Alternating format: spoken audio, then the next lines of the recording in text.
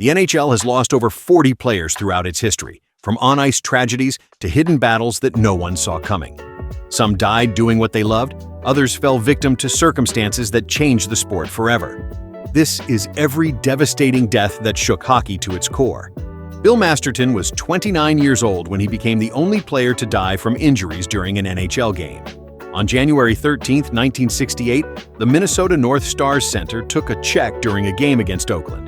He fell backward, and his head struck the ice with devastating force. Very few NHL players wore helmets in 1968. It was just how the game was played. Masterton never regained consciousness. He died 30 hours later on January 15, 1968, from massive brain injuries. The former college star had only been in the NHL for 38 games. He scored 4 goals and had 12 assists in what would be his only professional season. His death sparked debates that would rage for over a decade. Finally, in 1979, the NHL made helmets mandatory for all new players entering the league. Veterans could still choose to play without them, but Masterton's death had planted the seed for change. The league created the Bill Masterton Memorial Trophy, given annually to the player who best exemplifies perseverance and dedication to hockey. Rest in peace, Bill Masterton. 55 years later, another on-ice death would shake hockey worldwide. Adam Johnson was 29, playing for the Nottingham Panthers in England's elite league when the unthinkable happened. On October 28, 2023, during a game in Sheffield, an opposing player's skate blade caught Johnson's neck. The blade severed his carotid artery. Players formed a circle around him as medical staff rushed onto the ice. Fans were evacuated from the arena. Johnson was pronounced dead at the hospital. The former Pittsburgh Penguin had played 13 NHL games, recording 4 assists. He'd found success in Europe, scoring prolifically in Sweden and Germany before moving to England. British police arrested a player on suspicion of manslaughter, but after 18 months of investigation, prosecutors announced no charges would be filed. Johnson's death changed everything about neck protection in hockey. Within months, leagues across the world mandated neck guards. The International Ice Hockey Federation made them required for all competitions. The NHL announced plans to require them for new players starting in the 2026-27 season. His fiancée Ryan Wolf established a memorial fund in his name. Rest in peace, Adam Johnson. The single worst day in hockey history came on September 7, 2011.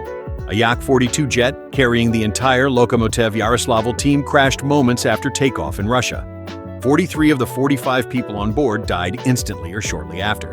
The dead included legendary NHL players and coaches who had gone to continue their careers in the KHL. Pavel Demitra was 36, a 3-time NHL All-Star who scored 768 points in 847 games. Ruslan Saleh played 14 NHL seasons, mostly with Anaheim, appearing in 917 games. Karl Rahunek was a veteran defenseman who had played 371 NHL games. Joseph Vasicek had been a key player for Carolina's 2006 Stanley Cup championship team. Carlis Skrastinch played 832 NHL games, more than any Latvian in history.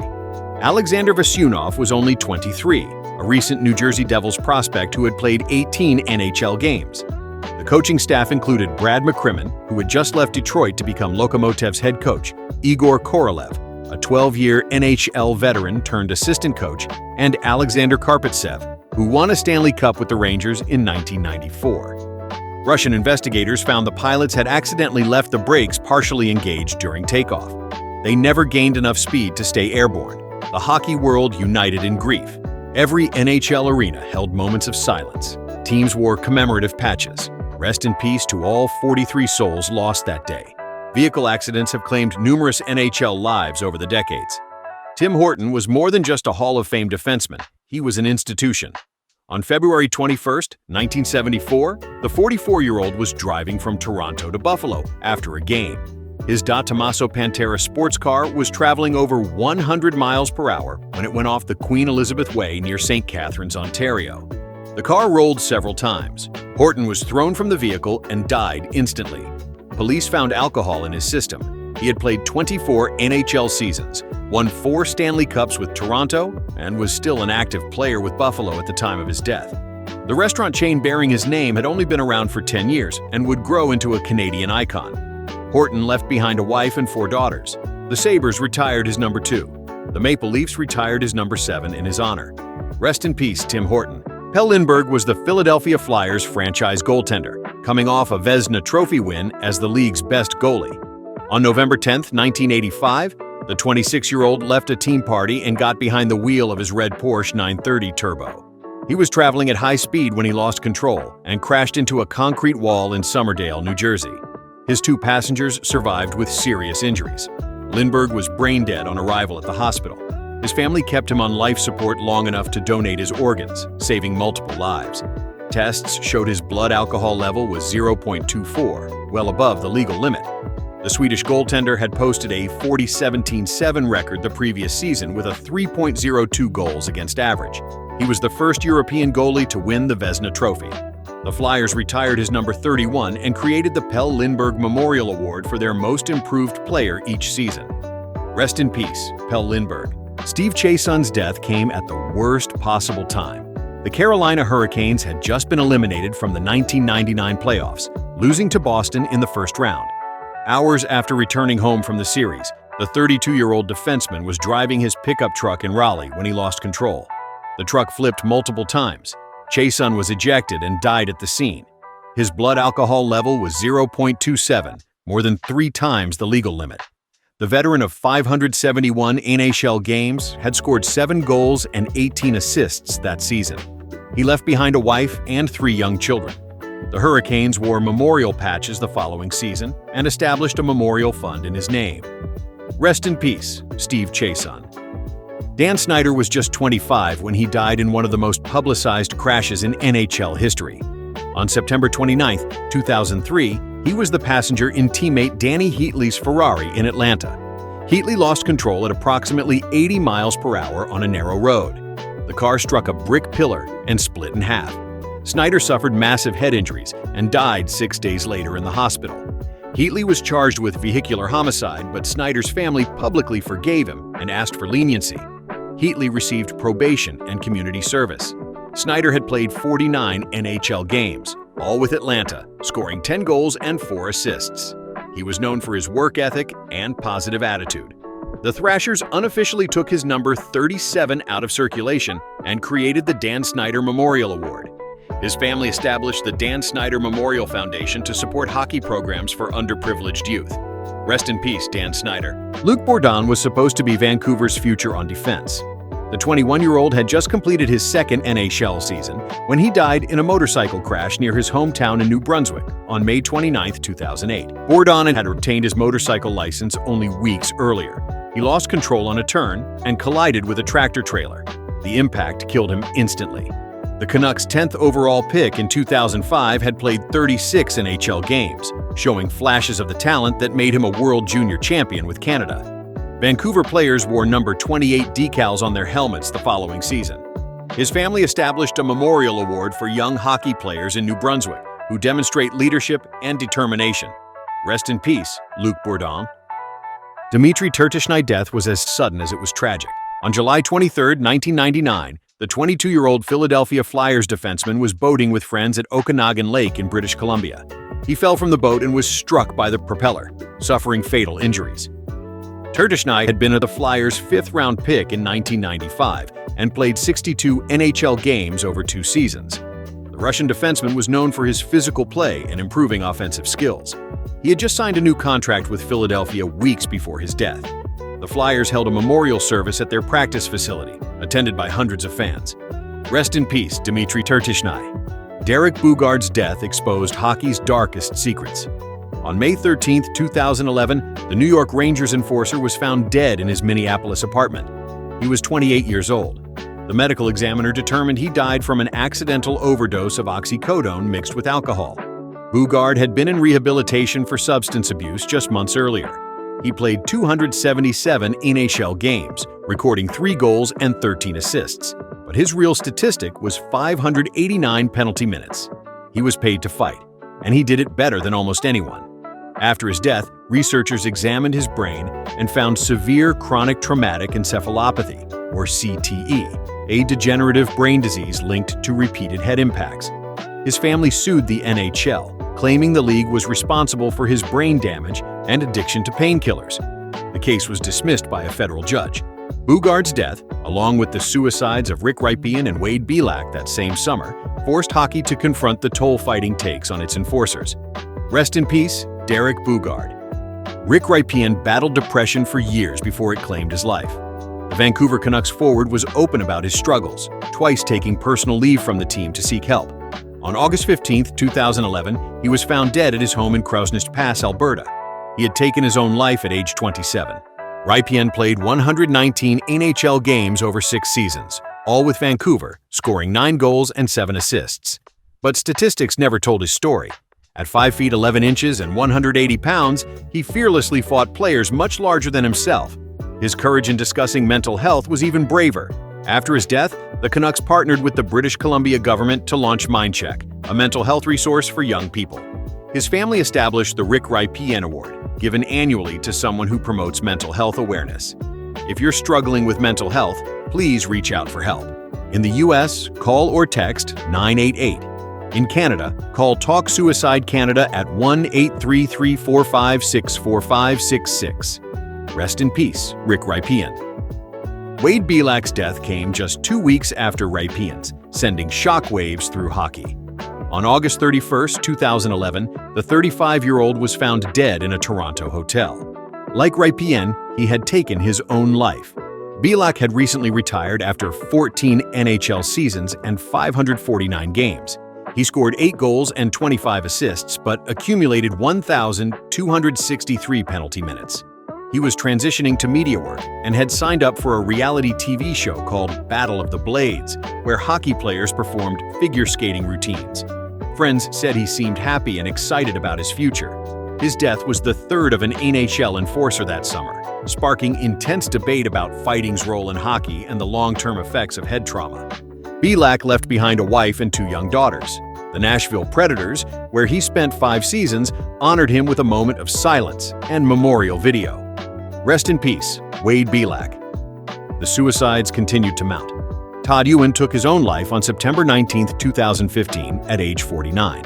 The former enforcer played 518 games and won a Stanley Cup with Montreal in 1993. Initial examination of his brain claimed he didn't have CTE, but a later re-examination by Boston University found stage 2 CTE. His widow Kelly became an advocate for player safety and sued the NHL over its handling of head injuries. Roman Lyashenko was just 24 when he died by suicide in Turkey in 2003. The Dallas Stars prospect had played 2 NHL games, but was struggling to establish his career. His death highlighted the pressure young players face trying to make it in professional hockey. Greg Johnson seemed to have everything figured out. The former Nashville Predators captain had been retired for 7 years when he took his own life in July 2019 at age 48. A 2024 examination revealed he had CTE.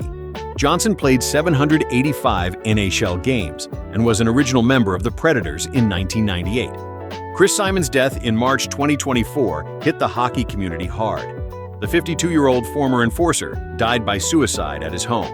Simon played 857 NHL games, won a Stanley Cup with Colorado in 1996, and was one of the most feared fighters of his era. He accumulated 1,824 penalty minutes. His family confirmed he had been suffering from CTE. Simon was also a trailblazer as one of the few Indigenous players in the NHL during the 1990s.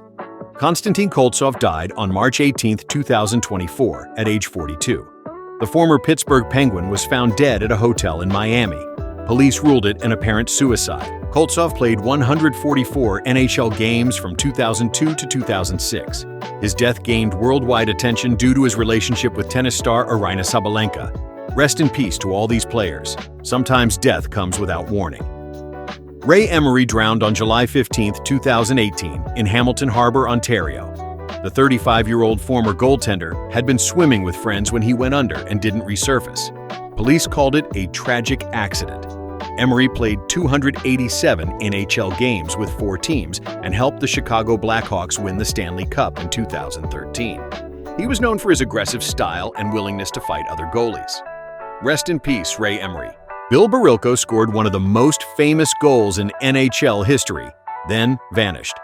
On April 21, 1951, the Toronto Maple Leafs defenseman scored in overtime to win the Stanley Cup against Montreal. 4 months later, he boarded a small plane for a fishing trip in northern Ontario. The plane never returned. Barilko was 24 years old. Search teams looked for months but found nothing. The Maple Leafs didn't win another Stanley Cup for 11 years. Then, in 1962, the wreckage was finally discovered in thick forest about 100 miles north of Cochrane, Ontario. The Leafs won the Stanley Cup that same year, adding to the legend. The Tragically Hip immortalized Barilko in their song 50 Mission Cap. His number 5 was retired by Toronto. Rest in peace, Bill Barilko. Medical emergencies have stolen players in their prime. Jimmy Hayes was found dead at his home in Milton, Massachusetts on August 23, 2021. He was 31 years old. The medical examiner found he died from acute intoxication caused by fentanyl and cocaine.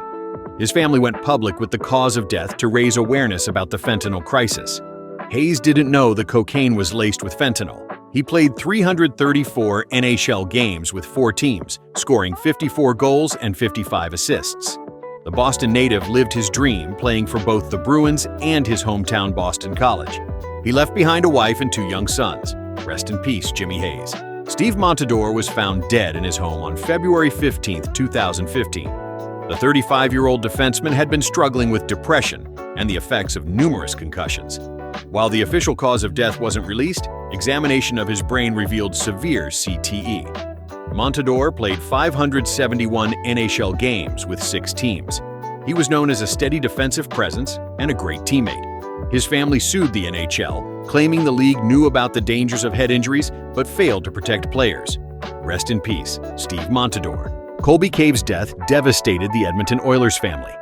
On April 7, 2020, the 25-year-old suffered a brain bleed at his home in Toronto. Doctors performed emergency surgery to remove a cyst that was causing pressure on his brain. He never woke up. Cave died on April 11th, surrounded by his family, though COVID restrictions meant his parents had to say goodbye through a video call. Cave played 67 NHL games with Boston and Edmonton, scoring 4 goals and 5 assists. He was known for his work ethic and positive attitude. His wife Emily became an advocate for organ donation and mental health awareness. The Oilers created the Colby Cave Memorial Fund to support mental health programs and provide access to sports for underprivileged youth. Rest in peace, Colby Cave. Matis Kivlenieks died in a freak 4th of July accident in 2021. The 24-year-old Columbus Blue Jackets goaltender was at a party in Michigan when a fireworks mortar tipped over and fired toward a group of people. The mortar struck Kivlenieks in the chest. Initial reports said he died from head injuries in a fall, but the autopsy revealed he died from chest trauma caused by the firework impact. The native of Latvia had played 8 NHL games, posting a 2-2-2 record. He was expected to compete for more playing time the following season. Columbus honored him extensively with helmet decals, tributes, and a banner that season.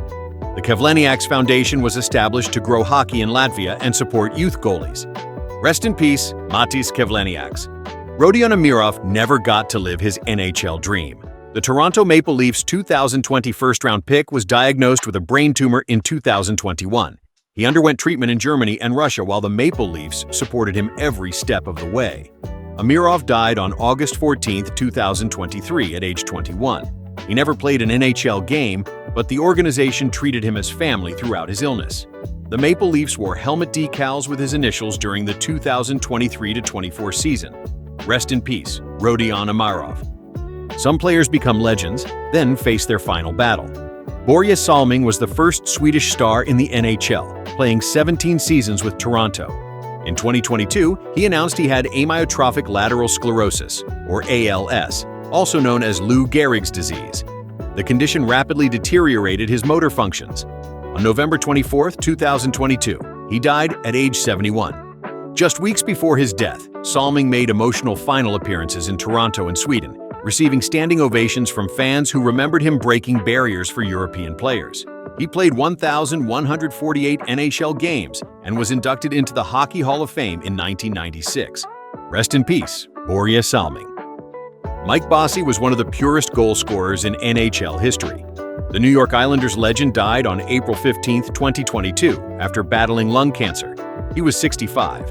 Bossy scored 573 goals in just 752 games, averaging 0.76 goals per game, the highest in NHL history. He recorded 9 straight 50-goal seasons and won 4 consecutive Stanley Cups with the Islanders dynasty of the early 1980s. Back injuries forced him to retire at age 30, robbing fans of seeing what records he might have broken. Rest in peace, Mike Bossy. Guy Lafleur was simply the Flower, Le Daimon blonde who flew down the ice with his hair flowing behind him. The Montreal Canadiens icon died on April 22, 2022, at age 70, after cancer returned following earlier lung surgery.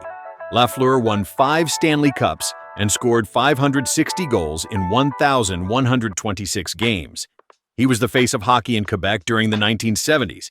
His death prompted a massive public funeral at the Bell Centre, attended by thousands of fans and hockey dignitaries. Rest in peace, Guy Lafleur. Chris Snow fought ALS publicly and courageously. The Calgary Flames assistant general manager was diagnosed in 2019 with the same disease that killed his father, uncle, and cousin. Doctors gave him a year to live, but Snow continued working for 4 more years, becoming an inspiration across hockey. He died on September 30, 2023, at age 42. His wife Kelsey and their 2 children shared their journey on social media, raising awareness and funds for ALS research. The Flames created the Chris Snow Fund to support ALS research and families affected by the disease. Rest in peace, Chris Snow. Eugene Melnyk owned the Ottawa Senators through turbulent times. He died on March 28, 2022, at age 62, after an undisclosed illness. Melnyk had received a liver transplant in 2015 after a public plea for donors. While his tenure was marked by financial struggles and conflicts with fans, he kept the team in Ottawa when others might have relocated it. His death led to the franchise's sale and a new era for the Senators. Rest in peace, Eugene Melnyk. Howie Morantz was hockey's first superstar when he died in 1937. The Montreal Canadiens legend broke his leg during a game and developed complications while hospitalized. He died on March 8, 1937, at age 34. His funeral at the Montreal Forum drew 10,000 mourners inside, with tens of thousands more lining the route. Georges Vezina, the goaltender for whom the Vezina Trophy is named, died from tuberculosis on March 27, 1926. He collapsed during a game in 1925 and never played again. He was 39 years old. These deaths changed hockey forever. After Masterton died, helmets became mandatory. After Adam Johnson, neck guards are becoming standard. After Brittany Cecil, a 13-year-old fan killed by a deflected puck in 2002, the NHL mandated protective netting in all arenas. After the summer of 2011 saw 3 enforcer deaths, the League and Players Association expanded mental health programs and began taking brain injuries more seriously. Every name here was someone's son, brother, husband, father, teammate, or friend. Hockey is a dangerous game played by mortal men.